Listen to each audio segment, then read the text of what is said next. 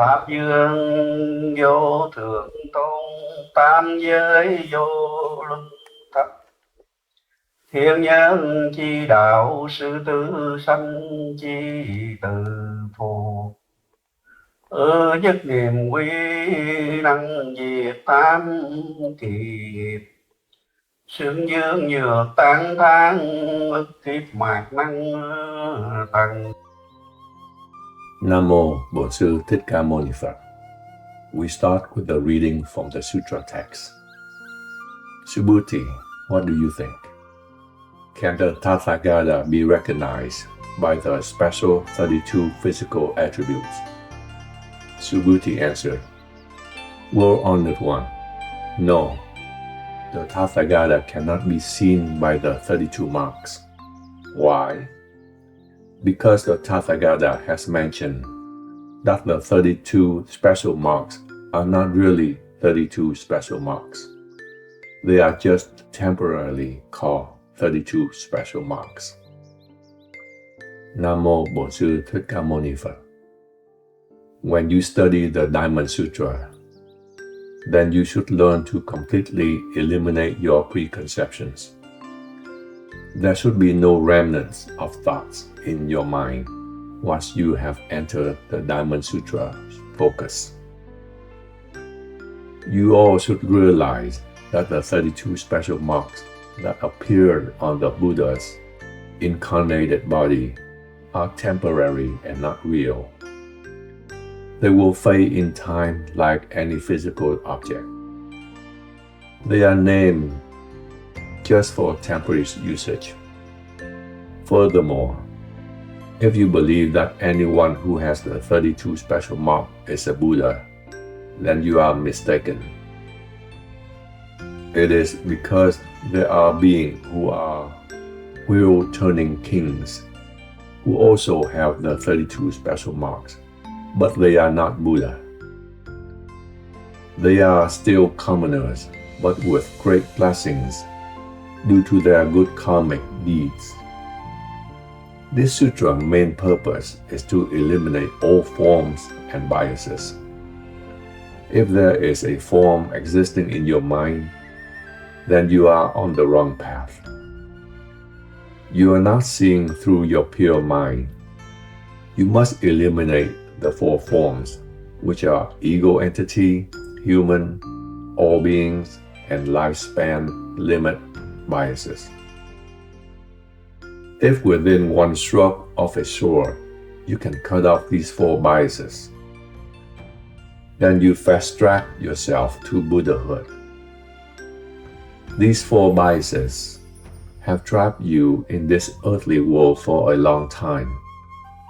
Pains and suffering came from these four forms. Who made you sad? The sadness came from the outside world interactions. If you can let go and cut off the attachment, then you will become equanimous and content. If not, then although you know this world is not real, you still get tied down with these 6 worlds of endless reincarnation. I have previously lectured that if there is a bodhisattva whose mind has not yet detached from the 4 forms, then he is still a commoner. Although he took the bodhisattva's precept and wore the robe of a bodhisattva, as long as his mind is still attached to the forms, then it shows that he is still a commoner. You do not need to take the precepts or wear a certain monk robe. As long as your mind is clean, pure, and without attachment to any form, then you are already one. All forms are temporary and fake, so you cannot confirm a person is a Buddha through them. Ayida Phật. Now we continue on with the sutra text. Subhuti.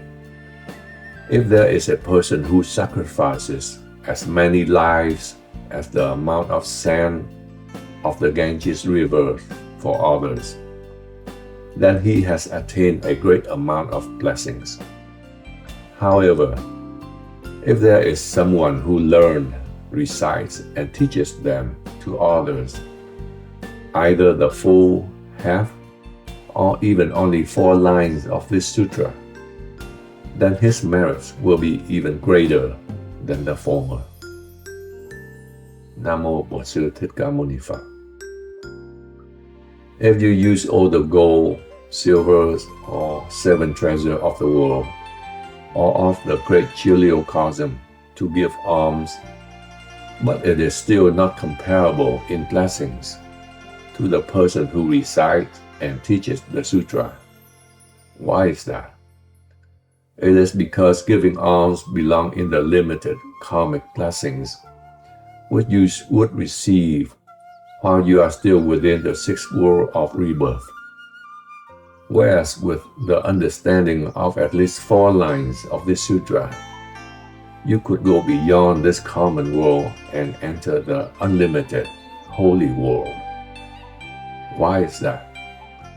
It is because this sutra points directly to the real form of the true character of each being.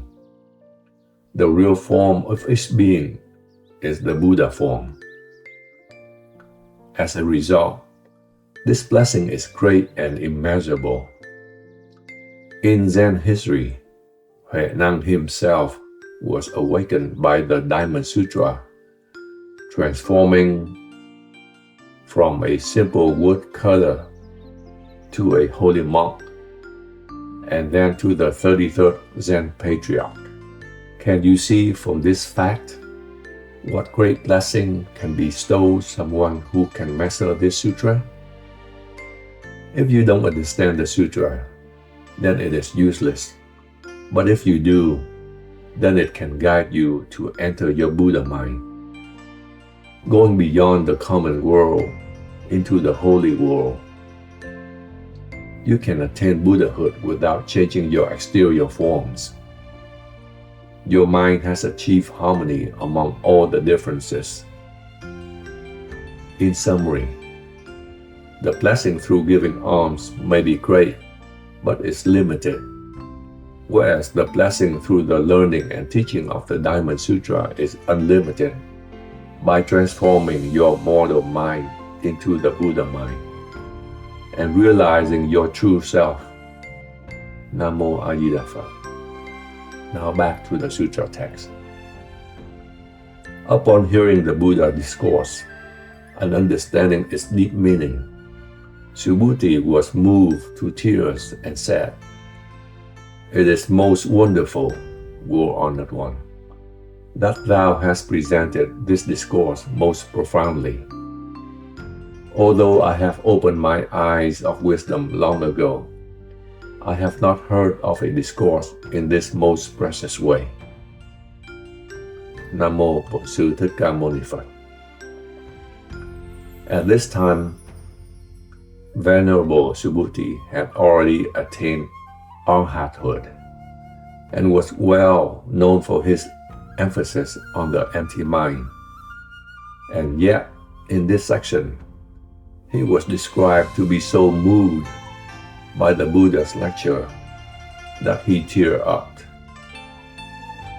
These are tears of joy after realizing that the Buddha has given compassionate Dharma teaching to all beings so they could find their ways toward liberation.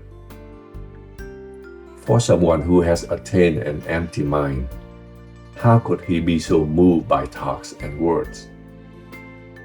Therefore, in this section, you all should realize that these are the tears of a bodhisattva. Although his form was of a voice hearer arhat, his mind was of a bodhisattva. I am the same way. Whenever I hear of a monk doing work to rescue all beings, I too was moved into tears of joy when seeing the great compassionate mind in action. A Di Đà Phật.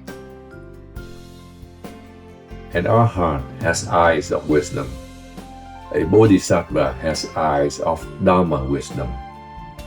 A Buddha has the eyes of Buddha wisdom. The Arhat eyes of wisdom cannot see his Buddha mind yet. His eyes of wisdom are only related to seeing things without his ego entity. The visual form, sound, odor, flavor, touch, and phenomena do not bother an Arhat anymore. Going up one level higher is the Bodhisattva, who is not troubled by the Dharma biases anymore. Hence, he has the eyes of Dharma wisdom. Higher than that is the Buddha, who has no ego biases, Dharma biases, and storage consciousness biases. There is absolutely no biases in his mind, and he can see clearly all beings. This sutra can help you see your true nature, your Buddha nature. This is why Venerable Subhuti was so joyous to have a chance to hear and be a part of this discussion. These were tears of happiness when he realized that his teacher was helping to see his higher self. Instead of being at the Arhat level, now he has the chance to see his true self, similar to that of the Buddha. Ajita Phap. We continue on with the sutra text. Woe Honored One, if someone hears this discourse and believes with his clear mind, he will realize the true form. He will accomplish the highest virtue. Woe Honored One, true form does not really exist, which is why the Tathagata call it true form. Nam Mô Bổn Sư Thích Ca Mâu Ni Phật. True form is not true form. It is only temporarily called true form. A being who forgets his being is a being. I will tell you this again. Anyone who made an effort to listen to the Diamond Sutra truly has great blessing. It would be even far greater if he studies and understands this sutra. Then his blessings are truly immeasurable. In another word, all of you here listening to this discussion of the Diamond Sutra has already been on the path for many, many lifetimes. You all have enough karmic connection to return to the practice. And in the future, some of you here will realize your true nature and attain the fruit of Buddhahood. You all will eventually achieve it. It is just a matter of when. Ajita Phap. Once you understand the Diamond Sutra and believe in it 100%, then for sure you will be able to attain the true nature. Why did Subhuti say true nature is not really true nature, but it is only called true nature? It is because true nature is indescribable. So how can it be pointed out? It is only through training and practices, until the day your Dharma wisdom eyes are open before you can see it. But for now, we use words to temporarily name it as true nature. The true nature that you can describe is fake nature, counterfeit nature. Why? It is because whatever you can show or describe are all temporary and will perish through time. It is not eternal. Whatever that you cannot see with your eyes, but only with your Dharma or Buddha eyes, then that is everlasting. You can only see this through constant practices. The normal human eye can only see physical things of this world. Namo A Di Đà Phật. Now back to the sutra text. World Honored One. Having heard the lecture, I understand, believe, and practice. This is not difficult for me, but after 500 years from now, if there is a person who hears, believes, understands, and practices, then he must be truly remarkable. Why? Because he will be free of ego, human, all-being, and lifespan biases. Why is that? Because the ego entity is not real. Human, all-being, and lifespan biases are not real. Those who leave behind all biases and delusion are called Buddhas. A Di Đà Phật. The people who were close to the Buddhas at the time easily believed and trusted his teachings. They saw him through their eyes, heard him through their ears, and directly confirmed and verified what he did. So they believe, practice, and attain result quickly. But 500 years after the Buddha entered Nirvana, those who believe and practice this sutra are truly remarkable. Your merit must truly be great in order for you to be here today to learn from this sutra. Even more wonderful news for those who truly believe and practice this sutra's teaching is that you will be able to transform yourself from commoners into holy monks, and even into future Buddhas. Why? If you truly believe in this teaching, then eventually the four forms of ego, humans, all beings, and lifespan biases will be removed from your mind. Without these four forms, your mind does not think like a commoner anymore. Do you all see how special and valuable this Diamond Sutra is? You must have great blessing in order to have a chance to hear this sutra. So don't miss the opportunity and continue onward with your practice. You don't need to constantly meditate or constantly recite the Buddha's name. You can still enter the world of the Buddha, because these four forms are the strings that hold you back and won't let you leave the realms of rebirth. There is nothing mysterious about this. When you still have the four forms, then you are still in the category of all beings. When you are free from the four forms, then you will be called Buddha or Tathagata. Do you see the separation between all being and Buddhahood is very thin? Once you are detached from everything, then you can attain.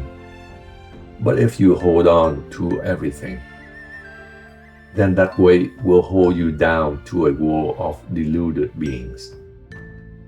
Most beings are attached to enjoyment and material possession, whereas the Buddha is in perfect harmony among all contraries, like life and death, passion and enlightenment, rebirth and nirvana, because all are the same of fundamental nature.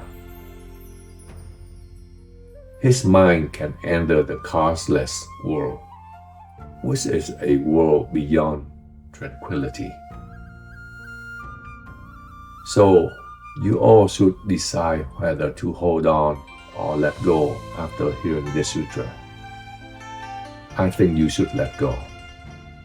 Let go of everything except for the compassionate love for all beings. Only then will you be able to feel the peacefulness forming within you. Else, if you continue to be dependent on the four forms, they will be the roots of all of your greed, anger and ignorance, which you will never be able to eradicate. Namo Ayida Phật. Now back to the sutra text. The Buddha confirmed Subhuti assessment. Correct, correct. If there is a person who heard this lecture and was not fearful, not afraid, and not hesitant, then he is truly remarkable. Ayida Phật. Here the Buddha let you know that if you heard this sutra and did not ridicule, become suspicious and fearful, but happy and quickly initiate your commitment to the practice, then you probably are a great bodhisattva in person. The reason is that you have practiced for many, many lifetimes already, which was why you gave praise and was happy to hear. The connection was already there, and once reminded, your storage consciousness immediately blossomed, a lotus flower guiding you toward your Buddha nature. So if you follow the path, don't be afraid of losing it when you die. It will all be retained in your storage consciousness, waiting for the right karmic moment to blossom and help you to continue your training toward higher evolution of Buddhahood. This sutra acts like a compass pointer guiding you toward the Buddha nature for anyone who is ready to accept its teaching. What do you call a person whose aim is to enter the Buddha nature? Bodhisattva. Namo Ayida Phật. Now back to the sutra text. Subhuti, the Tathagata teaches that the highest prajna paramita is not the highest prajna paramita. It is only temporarily called the highest prajna paramita. Ayida Phật. These are the 3 lines that are often quoted in the Diamond Sutra. A similar 3 lines are: all beings are not all beings, are truly all beings. Those of you who truly understanding these 3 lines, all the stresses will disappear immediately. Prajna paramita is the perfect wisdom from your pure mind or Buddha nature. This wisdom cannot be described by the words or sayings. This is why prajna paramita, that is not prajna paramita, is prajna paramita. It cannot be described or explained, which is why it is the wisdom of no mind. Do you all understand? What you can describe or explain is from your erroneous thinking. It is not wisdom. Your wisdom comes only from your pure mind, which only arises after you have eliminated your ego entity, human, all being, and lifespan preconceptions. So if someone said that he has attained prajna paramita, and he had declared so in words, then that itself is not prajna paramita. You all should remember this. This is why Zen monks, once they have become enlightened, can easily identify a fake accomplished practitioner after a few lines of Dhamma talks. So don't waste your time and effort to go there making claims and making a fool of yourself if you are not ready. You should know yourself, who you are and where you are. If you are not achieved yet, then you should find an enlightened master and beg for his teachings. This is what a bodhisattva does. He studies dhammas from all beings. Before I took on the task of giving lecture on the Diamond Sutra, I bow and pay respect to all beings in this world. In many, many lifetimes, I have also done my share of contribution and paid respect to all beings while on the Buddhist path. I have done everything I could and left nothing unfinished. I have done all that was needed as a Buddhist monk, whereas you are a stay-at-home practitioner. You should also try your best to do what needs to be done to become a future Buddha.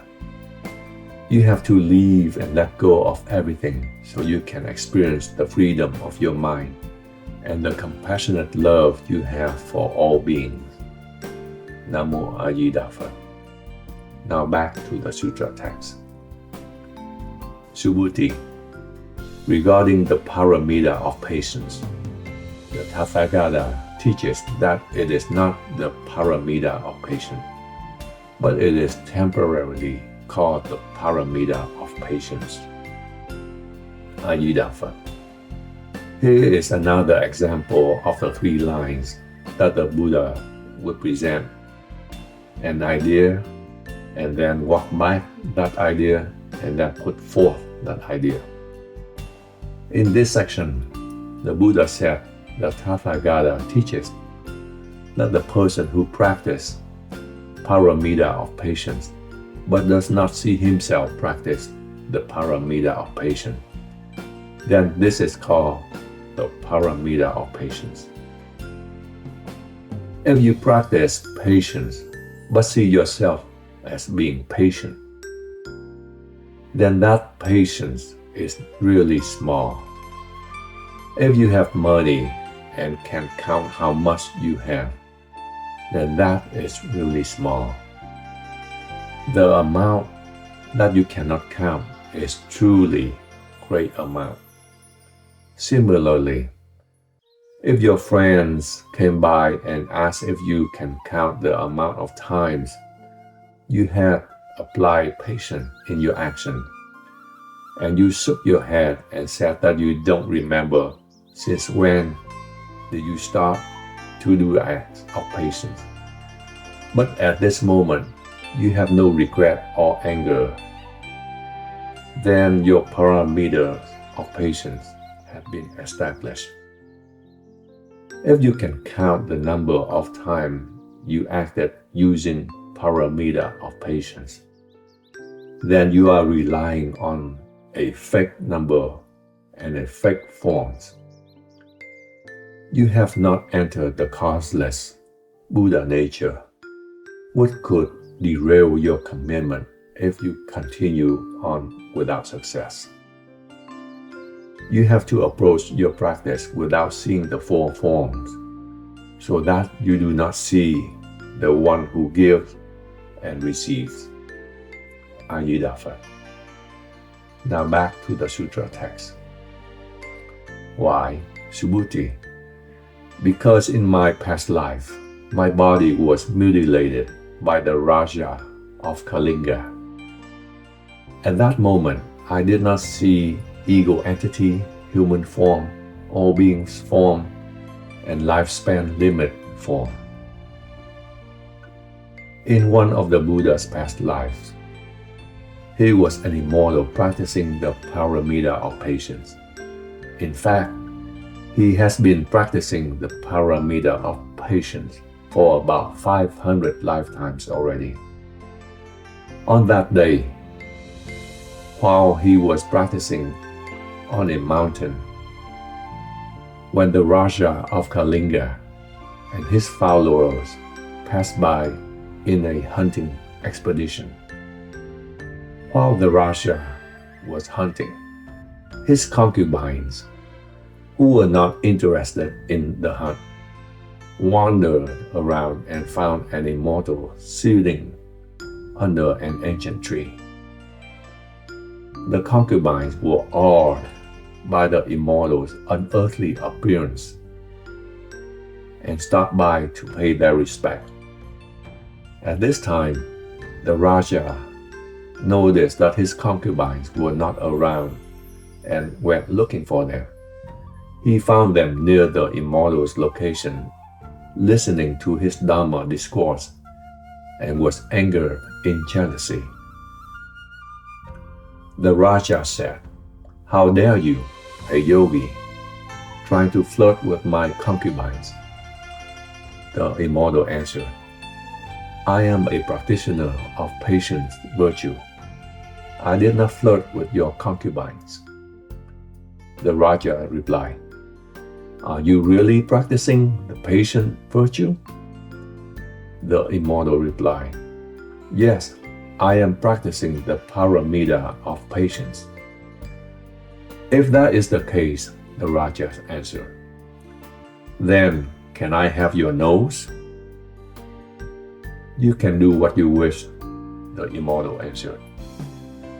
The Raja then cut off the immortal's nose and continued the dialogue until the immortal's body was completely mutilated. The Raja did not stop until after all the torturing was done. Yet, he still saw the compassionate look in the immortal's eyes, full of bliss and without anger.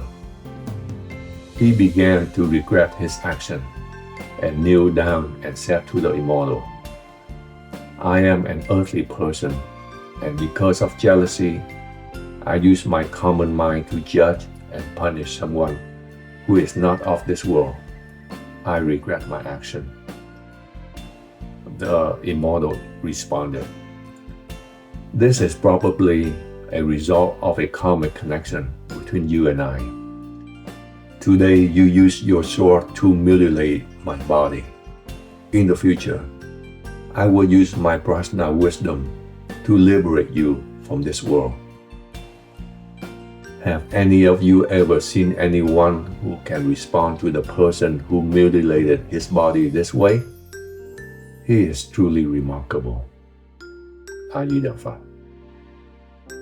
However, the Raja did not believe him and said, "What can you do to confirm that you are not angry with me?" The immortal then made a vow to all the Buddhas of the 10 directions that if he has anger in him, then let his wounds not heal. But if he has not anger in him and will help the Raja in the future, then let his body heal back as if the injuries never had happened. Immediately his body healed. The immortal did fulfill his vows because he was the Buddha Sakyamuni past lives, and the Raja future being was Kandiniya Asnasta, one of the 5 brothers who became the Buddha's first 5 disciples. Nam Mô Bổn Sư Thích Ca Mâu Ni Phật.